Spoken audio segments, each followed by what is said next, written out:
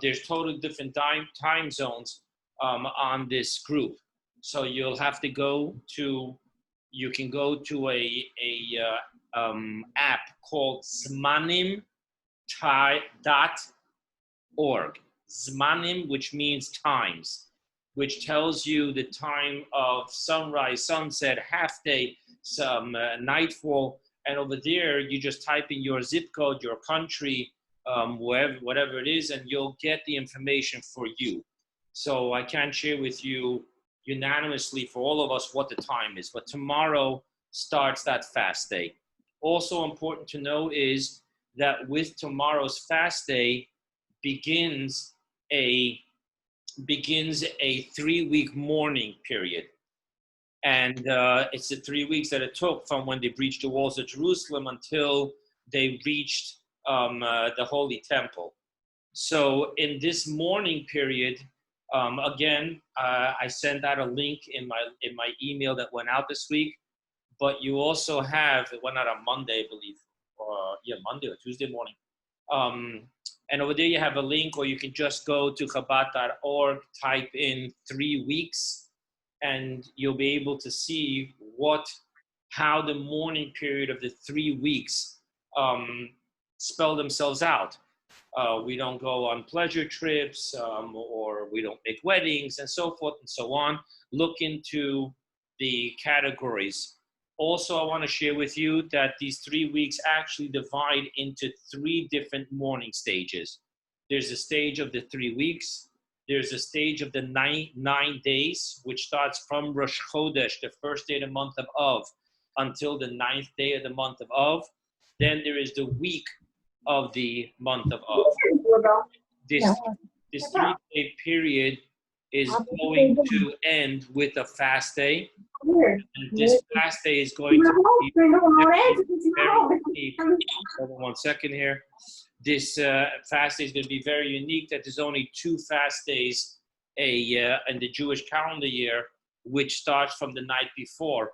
And Tisha B'Av is one of them, and it has whole laws of mourning and not sitting on a chair until half day. God willing, we won't be dealing with that. God willing, Mashiach will come, and it will turn into a very huge festive day with a huge farbrengen, with love and peace for all. But right now, we have to prepare for these 3 weeks. So I do want to share that with you, that there's going to be a fast day tomorrow, and we're going to go into the 3 weeks. Okay, with that being said, I also want to tell you concerning the Parsha class. It doesn't affect the Parsha, but it does affect the Haftorah.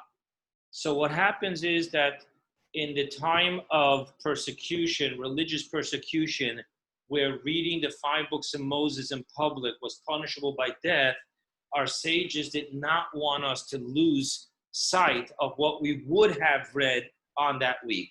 So they instituted the Haftorah, which comes from the book of prophets, the book of scriptures.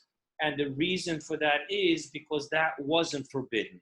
I guess that was seen more as literature by the enemy versus a constitution of Judaism. And we always have a Haftorah that deals with a topic of that week's Torah portion. And this way, by reading the Haftorah portion, they would remember what the Torah portion would have been about for that week. The exception to the rule is that the holiday, or in this situation, in this instance, it's not a holiday, but the 3 weeks of mourning, the time of the year overrules the topic of the Torah portion. Thus, we're going to be reading from Jeremiah in the Haftorah in how he warns the Jewish people that they should get their act together, because if not, God has said that there will be destruction. And God willing, we will have a class on this concept itself, exile and destruction. But for this week, I'm going to stick to the Torah portion. So, with all that said, this week's Torah portion is a continuation of last week's Torah portion, which is why it doesn't begin with a new chapter. By the way, surprise, surprise, the chapters the numbers, the division of the chapters and the verse numbers, not the verses itself, were actually not instituted by Jewish people and Judaism. It was actually instituted by those who translated the Torah from the Gentiles and nations of the world. Nevertheless, we have embraced it and we use it. And by the way, there's a couple things in Judaism that way. The names of the Jewish calendar months, if you look in the Torah, they're referred to by numbers. The names were not given by Jewish people, but they were actually embraced by the Jewish people to the point where we actually learn out deep teachings and acronyms for verses from the names of the months. But I keep on digressing. I just wanted to share with you, you'll notice that this week's Torah portion starts with verse number 10 because it is a connection to last week's Torah portion. So let's briefly recap what happened in the second Torah portion of last week so that we can see how this Torah portion is starting. So Balak, the king of the Moabites, hires Bilam to curse the Jewish people. He had a personal story where he knew that the words of Bilam, whether it be curses or blessings, take place. So he hired Bilam. And Bilam, God tells him that you will only be able to say that which I place in your mouth. And because of that, Bilam ends up blessing the Jewish people 3 times instead of cursing them. Balak tells him that you've got to leave. That's not what I asked you to do. So he then goes ahead and tells Balak about the end of days. And according to one of the Rebbe's teachings, the reason he did that was to let him know, you hired me to make sure they're not going to conquer you today. You should know that the Jews will not be conquering Moab today. It will be in the end of days. With that being said, he gives Balak a goodbye gift. And he tells them, I was not able to curse the Jewish people for you, but I will tell you how to impact them, that God's anger will actually kill some of them. And he tells them that the God of this people he despises immorality, sexual immorality, and he despises idolatry. Thus, if you can lead the Jewish people into acts of lewdness together with idolatry, God, with his anger, will cause a negative impact upon the people. And Balak, the king of Moab, heeds his advice of Bilam, and sends down his girls. And the Talmud tells us, it's interesting, and the Talmud Sanhedrin tells us how they set it up, because the Jewish people used to do buying and selling with their countries they were next to. They were very wealthy. So they set up the young girls and to see like they're giving them a great deal, and there's no way to seduce a Jewish man any way better than giving him a good deal. And from there, they started building a relationship. From there, it got into sexual relationship, and from there it got into idolatry. The outcome was that 24,000 Jewish people were affected by this and died in a plague of anger by God for doing this. Now, the climax of the story is that I guess the tribe of Shimon was situated where the Moabites' country was, and thus they suffered a lot.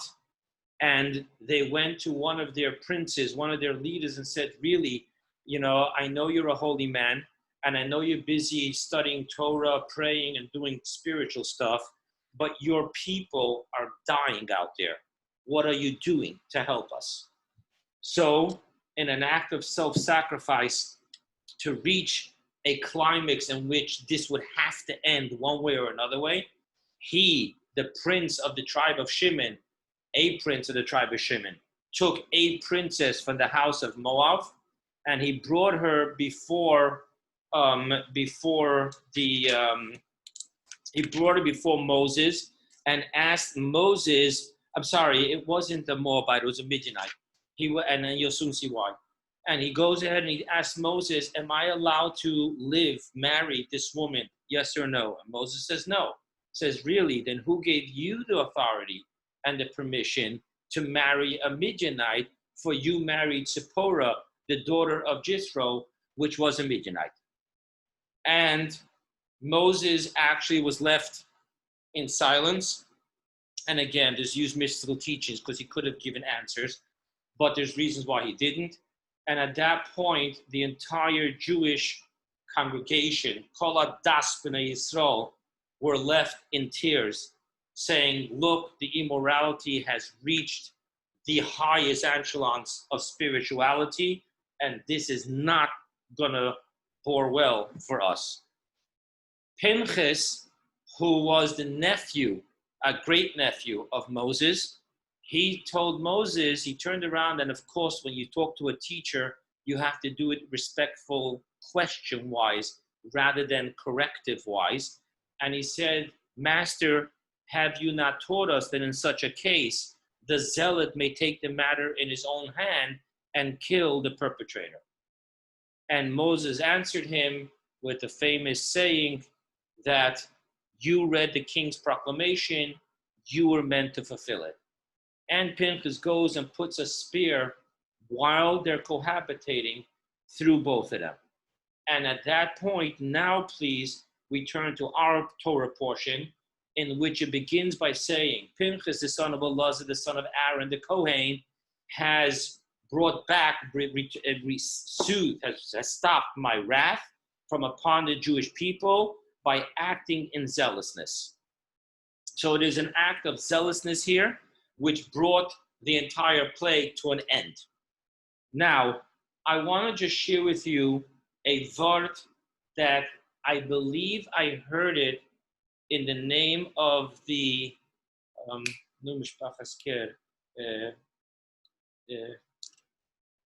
it starts with a kuf, Kotzker. I believe that this word is from the Holy Kotzker Rebbe. There is the famous teaching that Pinchas and Elijah are one and the same soul. It's a reincarnation. Elijah had to take care of idolatry on Mount Carmel. Pinchas had to take care of idolatry over here in the desert. Eliyahu ends up being a leader, and Pinchas does not end up becoming a leader.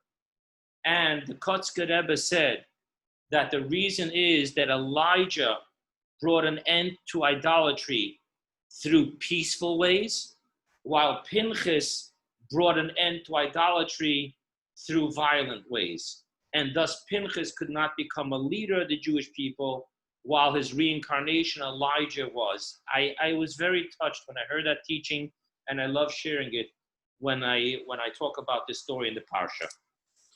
Now, you probably don't have a Chumash in front of you, but I want to share with you that if you did have a Chumash or a Sefer Torah, you would see that in the third verse it says, and hence I said that I gave to him the covenant of peace. Now, in the word peace, the word shalom, shin lamed vav mem, the third letter, the vav, is actually cracked. Now, it's not cracked to a point where the Torah is not kosher, because hypothetically speaking, we have three size letters in the Torah. Most of them is the Benoni, the average. We have those that are large, and we have those that are small, and thus we break the leg of the vav in a way that it does not become a yud, but remains a mini vav. Now, I will tell you clearly, I know stories that are funny, that people took out the Torah, started reading, and said, whoa, we got to change Torahs. It's cracked. The letter's cracked. It's not kosher.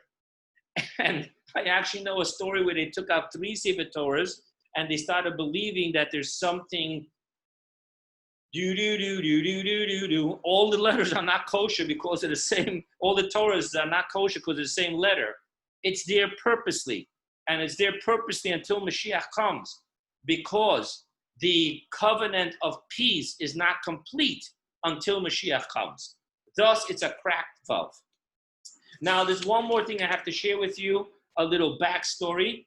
And the backstory is that when God told Moses that he should make his brother the high priest, the Kohen Gadol, and he should make his children the simple Kohanim. And then it goes on to say, concerning the grandchildren, it talks futuristic. And all the grandchildren that will be born, which created for Pinchas a very interesting situation. Pinchas was the only grandson that already was born when God told this to Moses.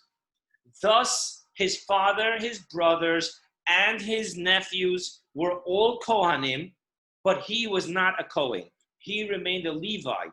Now you'll understand why in this week's Torah portion, God says in verse 13, that I make him now, I give him the covenant of a Kohen. You may say that throughout the history of Kohanim, this was the only Kohen who earned being a Kohen. None of the others earned it. God gave it to them. But be it as it may be, from that day on, he and his children became Kohanim. The next story in the Torah portion is that God tells Moses to avenge what the Midianites did to the Jewish people, and there was a war, and they did avenge what the indecency of what the Midianites did to them.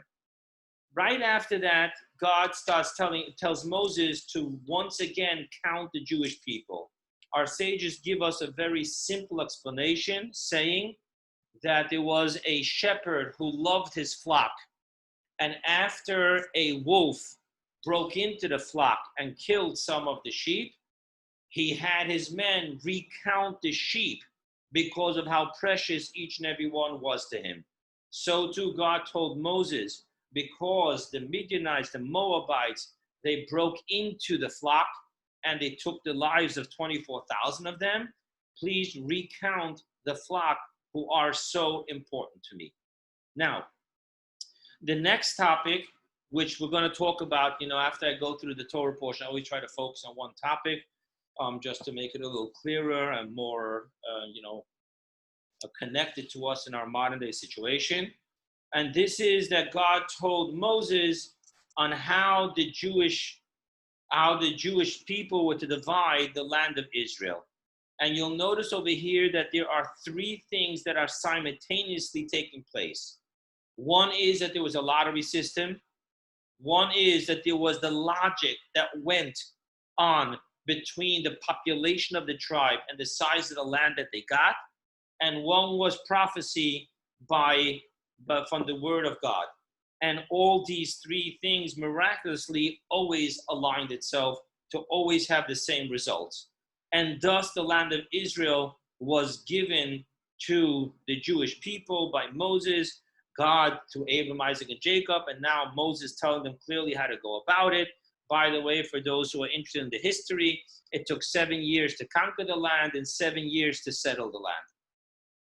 Now, after God tells Moses about conquering the land, and that followed the census of how many each tribe had, we then count the tribe of Levi, because the tribe of Levi does not get a portion in the land. And then God points out something very interesting. God points out that all the people in the times of those who left Egypt would not enter into the land of Israel because of what happened with the spies. They forfeited it, and it would be their children that would enter into the land of Israel. The exception was Kalev and Yeshua, the two spies that did not speak negatively. With this, very well, the tribe of Levi, which none of them participated in this whole sin. Now, I want to share with you why it's important, another backstory, before we go to the next story of how 5 daughters came to Moses. The people who left Egypt did not get the land of Israel.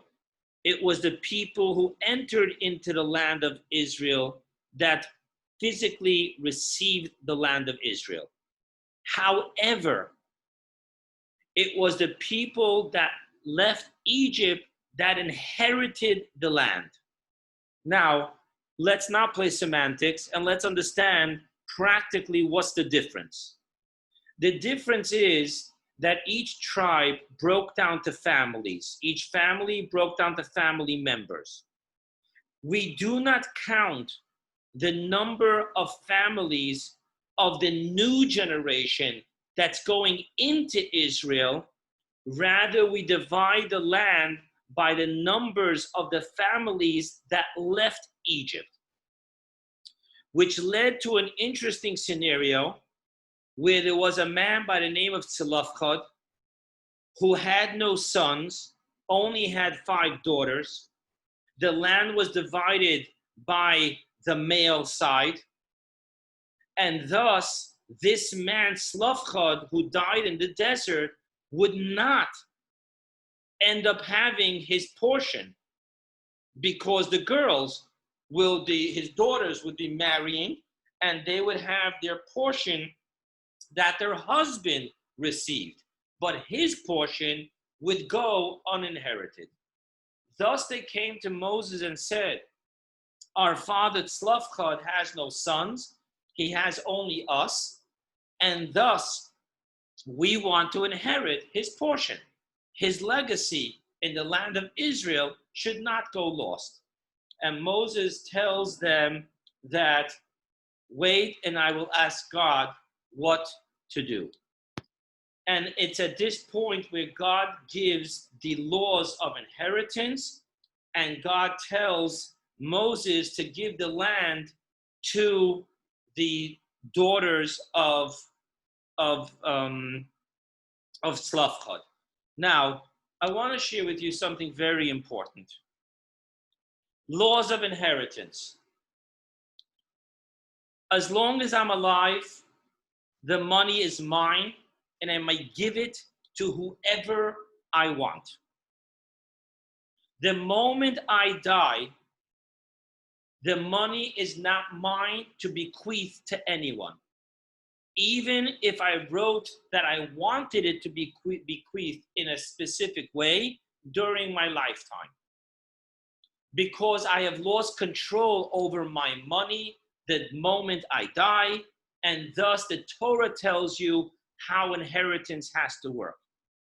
Now, inheritance works that if there's sons and daughters, only the sons inherit, and the understanding of the Torah as it was taught to me is simply because the daughters will marry into other tribes, the daughters will marry into husbands that will inherit their parents, and thus everyone will be taken care of.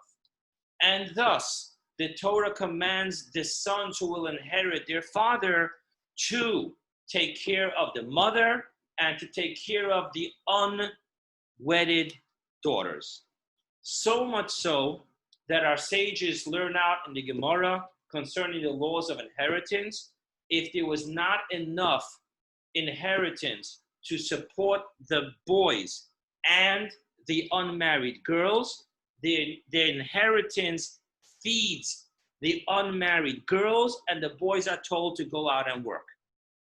Now, with this being said, in modern day, we don't like the implication of these laws.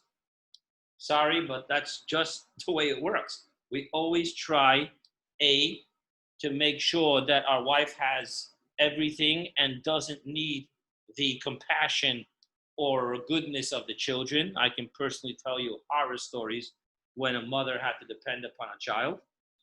And also, we want all our children, male and females, to inherit equally.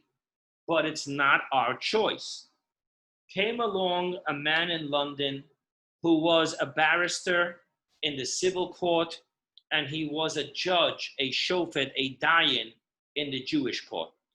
He wrote some books, marvelous. His name was Dayan Grunfeld. The last book he wrote was Laws of Inheritance, and he was struggling with this issue. So I just want to share with you what he concluded, and it's something that's followed by Jewish people in communities, and it's a shame those who don't make sure to do this, meaning that their last act as they leave this world is not in accordance to Torah. The solution is extremely simple. The solution is that you do not write a will that bequeaths. Rather, you write a document, a will, which says that I hereby retroactively 1 hour prior to my death give as a gift, and then you list what you want, to whom it should go. You cannot use the word bequeath, inheritance. You have to use the word gift. You cannot say it should happen the moment after you die. Rather, you're saying in a valid contract according to Jewish law that it is being given as a gift retroactively 1 hour before the person dies.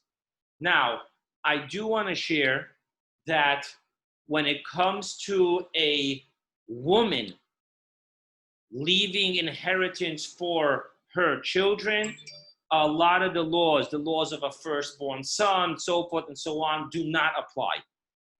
Now, with this being said, and the loophole which allows us to be able to take care of all our children, our spouse if we have, or whatever we want, I want to just tell you what the biblical law of inheritance is. The rule of thumb is it goes down, up, down, up. Let's see how this works. So Johnny dies. Johnny has sons and daughters. They go to the sons. And if Johnny has only daughters, they go to the daughters. If Johnny has no children, the money is inherited by the father. If the father is not alive, it's inherited by the brothers, not as inherited by the brothers, but as inherited by the father, who's then inherited by all his sons.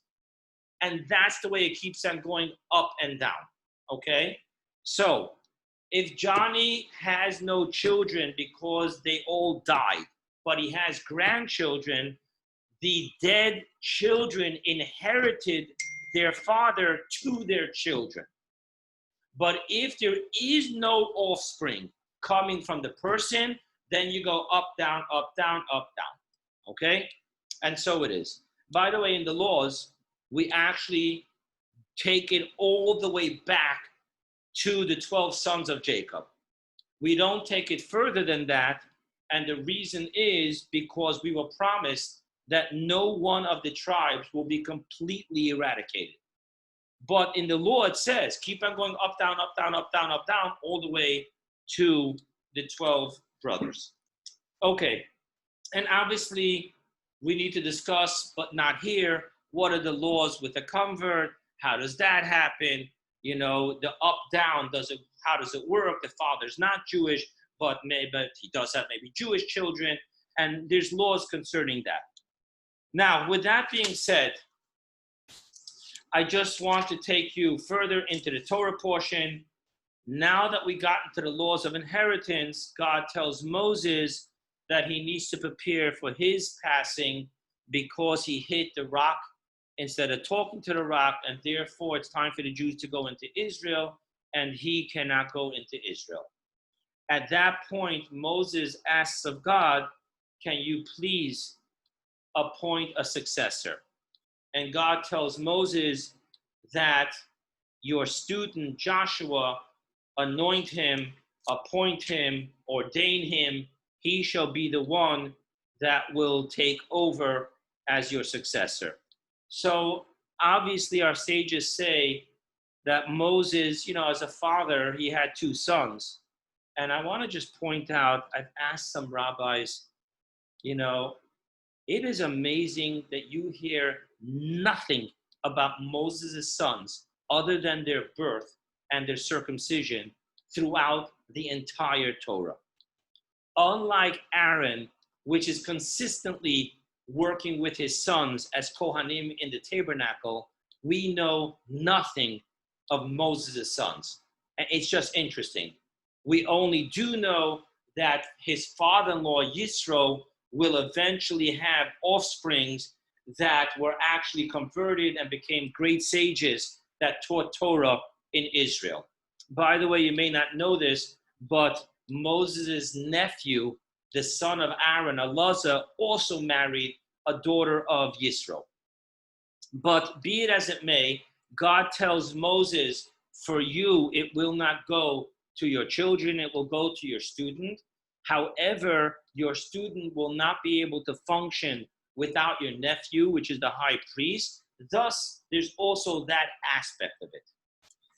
After this, the rest of the Torah portion talks about the sacrifices, but unlike Leviticus, it doesn't talk about individual sacrifices or scenario sacrifices, such as sin offerings, guilt offerings, but communal sacrifices. The one that has to be brought every day, morning and evening, the one that's brought on Shabbat, the one that's brought on Rosh Chodesh, and the one that's brought on all the holidays. By the way, every single holiday of the year, the last reading, the maftir, is done in a second Sefer Torah, and it's from this week's Torah portion, reading the sacrifices of that specific holiday. I will just finish the Torah review, the portion review, by saying, why did all of a sudden sacrifices come into here? And our sages tell us as follows. Our sages tell us that God told Moses, and it gives a parable. The queen, before she died, told the king, I want you to take care of our children. And the king answers back to the dying queen, you're telling me that I should take care of them, tell them they should take care of me. And thus, and there's huge mystical insights why specifically the sacrifices, but that's what God was telling Moses. You're telling me to make sure they have a leader and they'll be taken care of. Tell them they should keep up with their sacrifices, which quote unquote feeds me. Okay, with that being the case, I want to talk about a concept of the Torah portion. I put this into the weekly email and connecting it with the time. So it's interesting to know that 17 generations ago, about 17 generations ago, there lived a great Kabbalist by the name of Rabbi Isaiah Halevi Horowitz, who wrote an amazing book called Shnei Luchot Habrit. And if you take the letters of that book and you make an acronym out of it, you have the word Shlah. He is actually known not by his name. He is known by the Shlah. He is from the few people throughout the history of the Jewish people that we do not say his name without also using the title HaKadosh, the sacred one. So thus we say the Shlah HaKadosh. Now, the Shlah HaKadosh in his teachings on Hanukkah says that there are holidays that are not in the Torah because they happened way past the time of Moses in the desert. For example, the story of Hanukkah. He says, nevertheless, divine providence has set it up that every single holiday is connected to the Torah portion that we read on the week that holiday happens. And so too it is not only with a joyous holiday, but also with a commemoration of mourning. Thus, I actually pondered upon this question.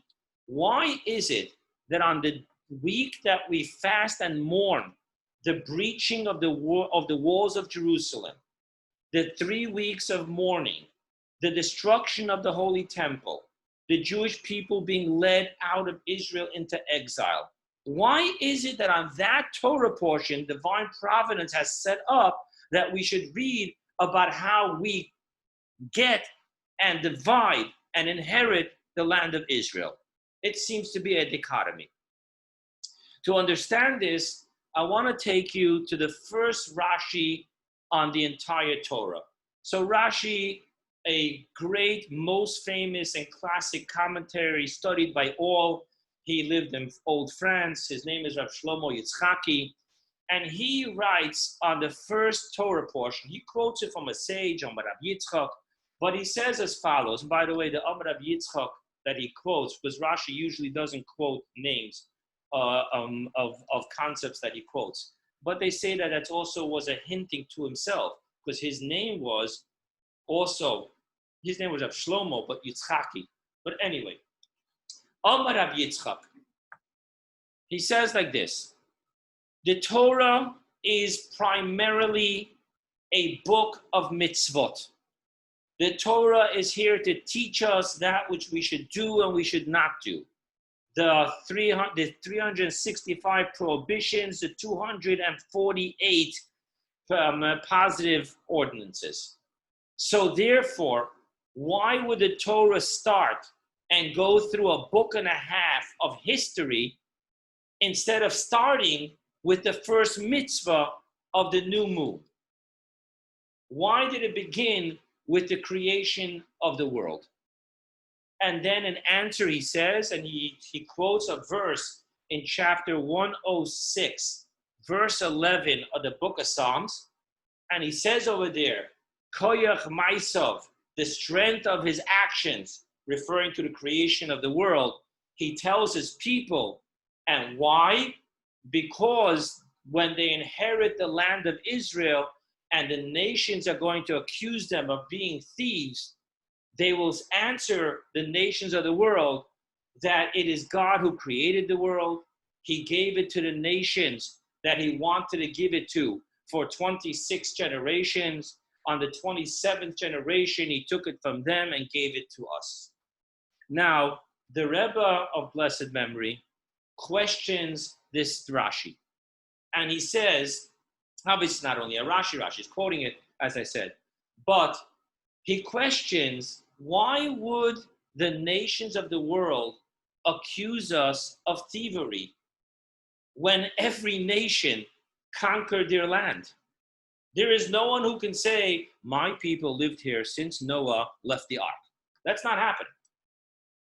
How would America accuse the Jewish people of stealing Israel when their origin is the Spaniards coming here, stealing it from the natives, and then them, through war, breaking away from England and Spain? I mean, well, who can call us thieves? It is the way of the world, up to recent, it was the way of the world that you went to war, you conquered, and it became yours. So what is Rashi saying? No, they're going to tell you stole the land. We didn't steal the land. We conquered it fair and square, as every other nation conquered their land fair and square. Thus, the Rebbe explains what Rashi is really saying here.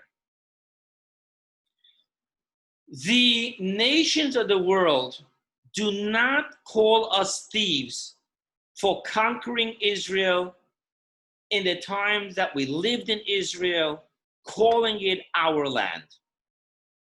But because we won the land fair and square through war, according to that logic, we lost the land fair and square through war. Thus they're saying, you're thieves. For 2,000 years, you're claiming that this land is Eretz Yisrael. It's your land. No, it's not. You are stealing from those who conquered you, conquered your land, and you were vanquished. Thus, the thievery that Rashi is talking about, that the nations of the world are going to accuse us, is not our ownership over Israel when we conquered and lived on the land of Israel, but rather specifically for the 2 millenniums that we were not on Israel, and nevertheless, we continuously pray about Eretz Yisrael, the land of the Jews. The answer to this is that we have no answer other than we didn't own the land because we conquered it. We conquered it because we owned it, and we owned it because God, who created the world, gave it for 26 generations to the nations that were there. In the 27th generation, he took it from them and gave it to us. Now, when God takes something and gives it to someone, it becomes, in this case, Nachalat Olam, an eternal heritage. Thus, regardless of whether we're on the land, regardless whether we have governance under the land, regardless of whether we're subject to the opinions of countries, sieges of other, and terrorism, and all of that, that does not touch ever the ownership that the Jewish people eternally have over the land of Israel, for no other reason that God gave us this land as an eternal heritage. And now I want to connect it to what's going to take place tomorrow. It is not human to mourn something that you lost 2,000 years ago. It's just not. And therefore, this entire mourning and this entire 3-week period and this entire fasting makes no sense unless we look into this week's Torah portion and we realize we're not mourning what was taken away from us 2,000 years ago. We are mourning that which belongs to us today. And we see the present situation of the land of Israel. That is why specifically in this week's Torah portion, and by the way, it's divided into the 4th reading, which we learned today, the day before tomorrow when we will begin fasting and mourning, to remember we are not mourning a 2,000-year loss that we cannot get over, but rather we're mourning that which was given to us today, belongs to us today, and yet we don't have true sovereigns and true Jewish life on our holy land. Thus, we have the connection between the Torah portion, speaking of precisely our inheritance of the land, with what's taking place this week, which is the mourning over the land. And now I will unmute all. I think I unmuted all. Oh, okay. I guess you people have the choice to remain muted or unmute. But anyway, we're here. We're here to have this. Hello. Yes. No. Oh, Gidon. What? Tell me. What? I don't understand the end. What are we mourning for? The destruction, for the taking out for us, or they put us in Galut? What's all is about? There's many things involved in you. So, Gidon, let me share an example, right? Yeah. So a king is sent into exile. Yeah. So one perspective is, okay, take care, Arnold. One perspective is that, okay, whatever, the kingdom was taken away. And if that be the case, then eventually the family and the lineage has to get over it. Another way to understand is, no, this land belongs to this king. And thus the king is presently, continuously mourning and thinking about his land. What I'm trying to say is that being that the land of Israel has never stopped being the land of Israel, we are not mourning a historic event of 2,000 years ago, but a present situation. Presently, we have a land, presently, we have a capital, and presently, we are not free to live peacefully, protected, in accordance with Judaism, in this land that belongs to us today, including what's going on Temple Mount. Okay, so the question is, why he make it